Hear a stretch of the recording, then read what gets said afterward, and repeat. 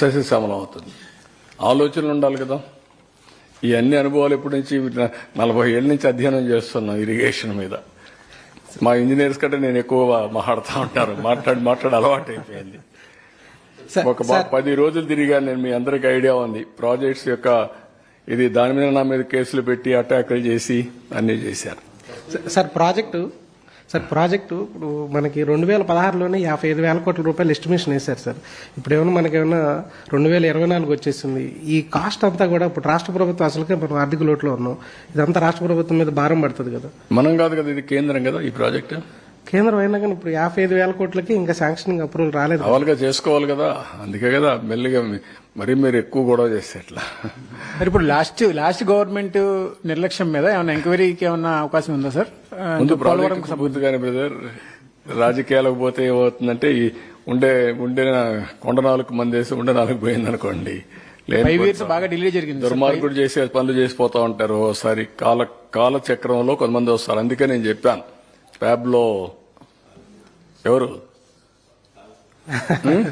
Drug peddler sir, ఎవరు name ఫ్యాబ్లోనా కాదు, Escobar. మీరు మర్చిపోతున్నారు. ప్యాబ్లో ఎస్కోబార్ 4 series వచ్చి అతని గురించి. ఆ సిరీస్ మీరు అందరూ ఒకసారి చదవాలా. ఎందుకు చెప్తున్నానంటే దానికి దీనికి సిమిలారిటీస్ ఉన్నాయో లేదో మీరే కంపేర్ చేయండి. ఎప్పుడో జరగలేవి, అరౌండ్ 85-90s, 25 ఏళ్ల ముందు జరిగింది.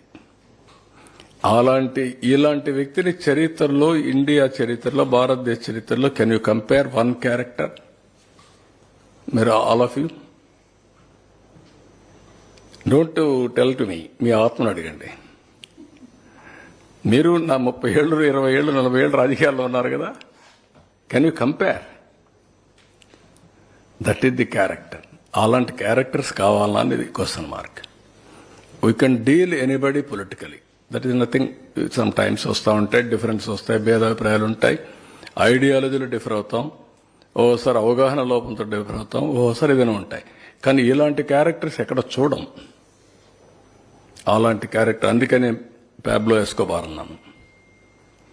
Similar character. 47 ఏళ్లుగా నేను రాజకీయాల్లో, 45 years. Never I have seen, I have imagine, I did visualise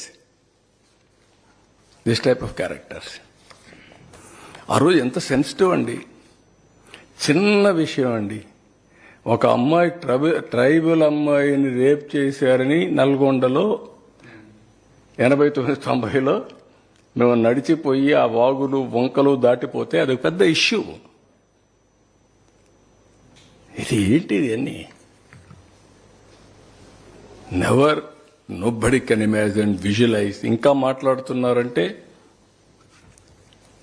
కనీసం ప్రజలంతా హ్యాపీగా ఉన్నారు ఇప్పుడు. కనీసం పనులు తర్వాత ముందు అయిపోయినంత అయిపోయింది. కనీసం నవ్వుముఖంగా ఇప్పుడు మీలో కూడా నవ్వుముఖంగా ఇప్పుడు వస్తుంది. ముందు మీరు నవ్వుముఖమే లేదు. ఎప్పుడు చూసా సీరియస్ గా బాధల్లో ఎవరో మీ వెనకాల కత్తి కొన్నట్టు మీ మెడ మీద. That is the days.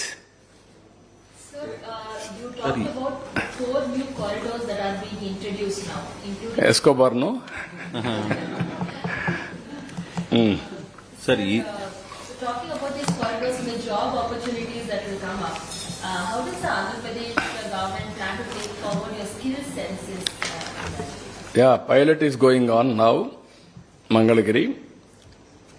Exactly 8 to 9 months we will complete a skill census, first of its kind in the world. On the base of that, we will plan how to upgrade skills, what are all the skills required. Meanwhile also we will continue, but ultimately we know what are all the skills available in Andhra Pradesh, how to skill further. Skilling is important, we will do that. It is a continuous process. I am confident our people are capable, very, very adaptable. If you see all over the world, Indians are very, very adaptable and acceptable. Any climate, any culture, anywhere in the world, they will survive. That is the acceptance for Indians. Among Indians, 30% are Telugu people. They are moving everywhere. Now, if you can reorient them, they will do wonders. You are going to see in course of time how this government is going to use skills, technologies, overall empowerment of people. You will witness. Okay.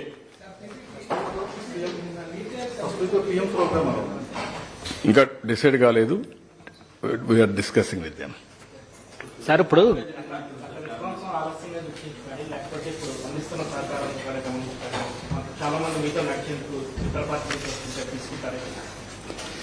ఎవరు వచ్చినా రాజీనామా చేసి రమ్మంటున్నాం.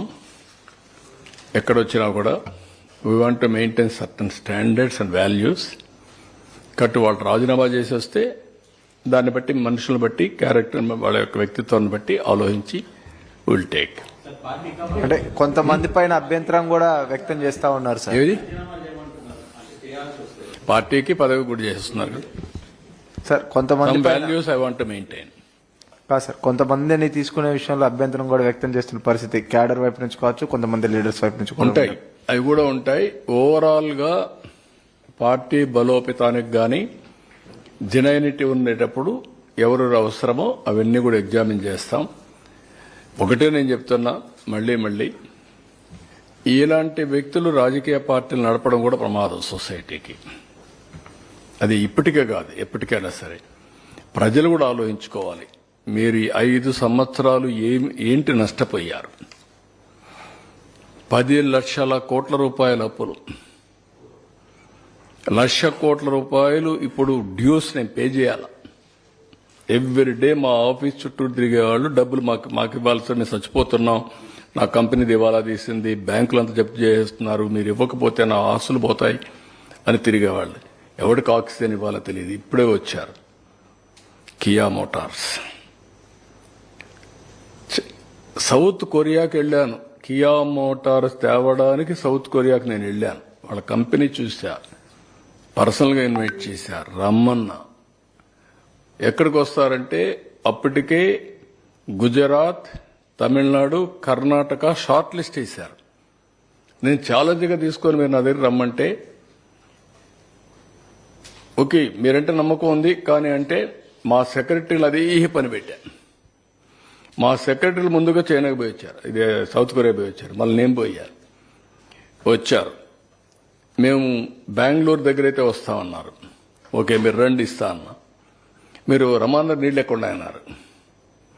ఒక సవాలుగా చెప్పా, 8 నెలలు నాకు time ఇవ్వండి, గొల్లపల్లి రిజర్వాయర్ పూర్తి చేస్తా, ఆ నమ్మకం వస్తే నువ్వు ప్రాజెక్ట్ పెట్టమన్నా. గొల్లపల్లి రిజర్వాయర్ పూర్తి చేశాను. అప్పుడు అన్నారు ఓకే మీరు అన్నారు బాగానే ఉంది కానీ ఎన్ని రోజులు ల్యాండ్ ఇస్తారని. ల్యాండ్ ఇచ్చా, కొన్ని కండిషన్స్ పెట్టారు లెవెలింగ్ చేయమని. ఎల్ఎన్టీ చెప్పి లెవెలింగ్ చేయించా. ఆ ప్రాజెక్టు పూర్తి చేసింది 3 ఏళ్లలో ప్రాజెక్ట్ పూర్తి చేసి ట్రయల్ ప్రొడక్షన్ తీసుకొచ్చాం. ఇలాంటివి అనేక డిపార్ట్మెంట్లలో వీళ్ళు డబ్బులు తీసుకొని డైవర్ట్ చేస్తే, నేను ఢిల్లీకి వెళ్తే నేను ఒక లిస్ట్ ఇస్తే వాళ్ళు కౌంటర్ ఒక లిస్ట్ ఇస్తున్నారు.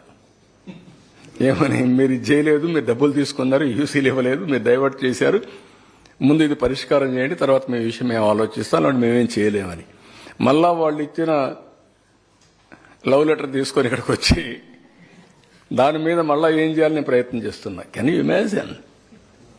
వార్నింగ్ లెటర్ అంటారా, హెచ్చరిక అంటారా, మీ రాష్ట్రం యొక్క బ్రాండ్ అంటారా? మీకు ఇవన్నీ విషయాలు మీరేంటంటే మీకు చిన్న విషయాలుగా కనపడొస్తాయి.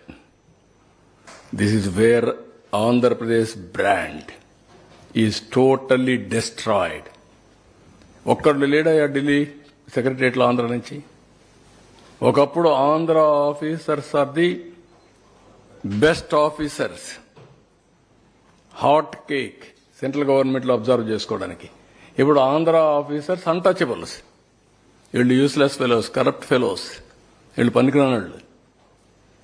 Can you imagine? What is the mistake? ఒక వ్యక్తి వల్ల ఎకో సిస్టమ్ మొత్తం కొలాప్స్ అయిపోయింది. నిన్న ప్రధానమంత్రి గారిని అడుక్కున్న ఒక ఆఫీసర్ గురించి, ఎందుకు మా వాళ్ళు ఎవరు లేరని అంటే, మీ వాళ్ళు లేకపోతే మేమేం చేసింది అంటారు. అంటే ఆ క్రెడిబిలిటీ పోగొట్టేశారు, మొత్తం వ్యవస్థని భ్రష్టు పట్టించేశారు. చెప్పి ఇప్పుడు ఉండే ఆఫీసర్స్ మా వాళ్ళు కూడా ఇవ్వండి, డ్యూ షేర్ ఇవ్వాలి, మేము కూడా డ్యూ రిప్రజెంటేషన్ మాకు రావాలంటే నేను వర్కౌట్ చేస్తా అన్నారు. ఆ విధంగా మళ్ళా ఆఫీసర్స్ కూడా కేంద్రంలో లైమ్ లైట్లో పెట్టే పరిస్థితికి వస్తున్నాం. కేంద్రంలో మన ఆఫీసర్స్ లేకపోతే ఎంత నమోషో మనం గుర్తుపెట్టుకోవాల్సిన అవసరం ఉంది. అన్ని రాష్ట్రాల నుండి ఒక ఆంధ్రప్రదేశ్ లేదంటే వాట్ ఇట్ ఇండికేట్స్. ఇలాంటివన్నీ చాలా ఒకటిగా చాలా జరిగాయి. ఇంకా ఇప్పుడు బ్రాండ్ సెట్ అవుతా ఉంది, ఇంకా కొన్ని రోజులు పడుతుంది. మళ్ళీ ఈ భూతాన్ని ఉంటే మాత్రం ఆ భూతం ఉన్నంత వరకు అందరూ భయపడతానే ఉంటారు బ్యాక్ ఆఫ్ దేర్ ఆఫీస్. నేను అందుకే ఎట్టి పరిస్థితుల్లో ఇలాంటి వ్యక్తులు రాజకీయాలు లేరంటే ఇంకా ఆంధ్రప్రదేశ్ రాష్ట్రం ఒకే మూమెంట్ వస్తుంది. ఇలాంటి వాళ్ళు ఉన్నారంటే సందేహం ఎప్పటికీ ఉంటుంది. సార్